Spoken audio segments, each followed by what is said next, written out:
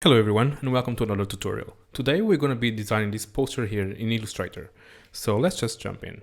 First thing we're going to do is just start with our document. I'm going to use a 1700 by 2400 in vertical orientation and just press create.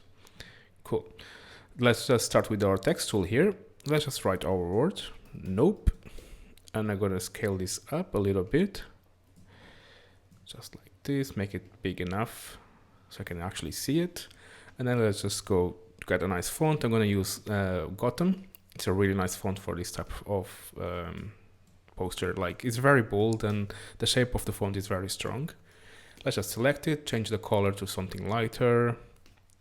Perfect. And next we want to do is going to actually right click first and then go and create outlines. And then go to Effects, 3D and Materials, 3D Classic, Extrude and Bevel Classic. Let's just change the perspective here for something interesting. Something more like this will be alright. And let's just increase the depth to maybe 200. Let's see what happens. Nah, maybe it's too much. Maybe 150. And let's add a little bit of a bevel on it. Maybe 4-point bevel looks alright. And just press OK. Then let's select it again, go to Object and then Expand Appearance, and then press D to reset to black and white lines. And next thing we want to do is actually connect all these lines together so it's like a unique shape. Let's just start with the letter O here, and let's just double click it to get inside of the paths, and then we go to Window, Pathfinder to actually use to shape our shape tool here. Building these nice shapes together, and then this one as well. Select all of the segments so we create in one go. Same thing for the inside here. Select all the segments. I think something is not working there. I think because of the lines they're not touching. You actually need to add a little anchor point here. Drag it up. Try to do it again so it actually matches. It created actually this little bit, but we can just take it out. Like this, perfect. Same thing for here. Connect these things together. Same thing is not happening there. Maybe I'll just drag this one. I'm still creating this shape here. Just need to delete it. And do the same thing for the letter P. I hope we don't have that same trouble there. And same thing here. Bam. Connect all of these shapes. Make them beautiful. And let's just... Oh, I don't know why this is happening. I think it's probably the font design probably doesn't really help, but well, it's just a little bit of time just to refine it, which is okay. Let's just add a new one there, and then I'm just trying to have less work. Let's see if this works. Yes, perfect. And yeah, this was just the only letters that needed. Every letter that has like a curvature will create a lot of blends, a lot of lines to make sure the curvature is actually smooth. So next thing, we actually don't need these bevels here. Let's just use our direct selection tool to actually delete these lines here. We don't need the back bevels. So actually just select them and be sure to not delete anything else because something you actually can need. Let's just delete these ones. Perfect. There is a sneaky one here inside of the letter O, which we need to delete as well. Perfect. And yeah, our font is ready to add some color now.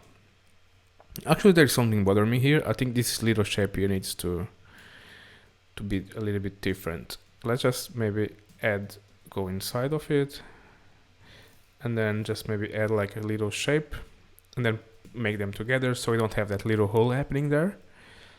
Perfect. It's not like very tidy as you can see, but it does a job.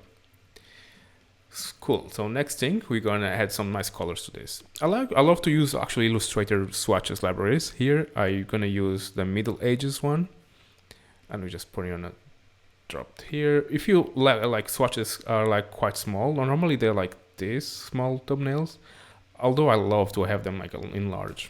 It's like makes me feel like I can see the colors better and I can imagine the color combination a little bit better. Just for case of reference, actually gonna put this other file in my other screen here so I can actually remember which colors I used, because I will not be able to do it by head. Let's just put it on the other screen.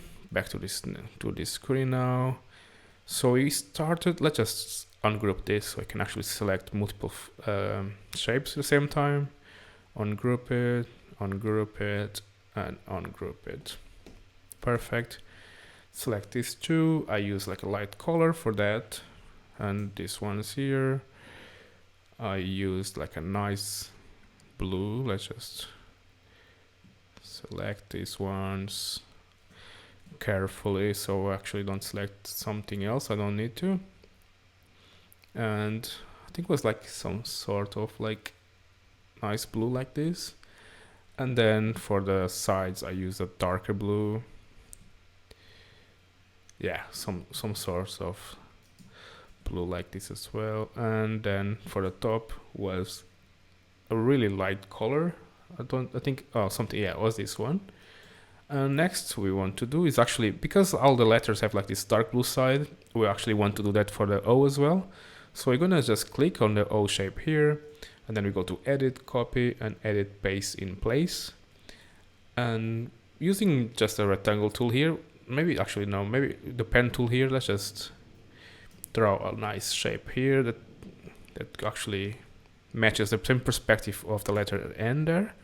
And select them both, and using the Pathfinder tool, let's just use the intersect option. And then now we have our shape where we can actually add the nice dark blue as well.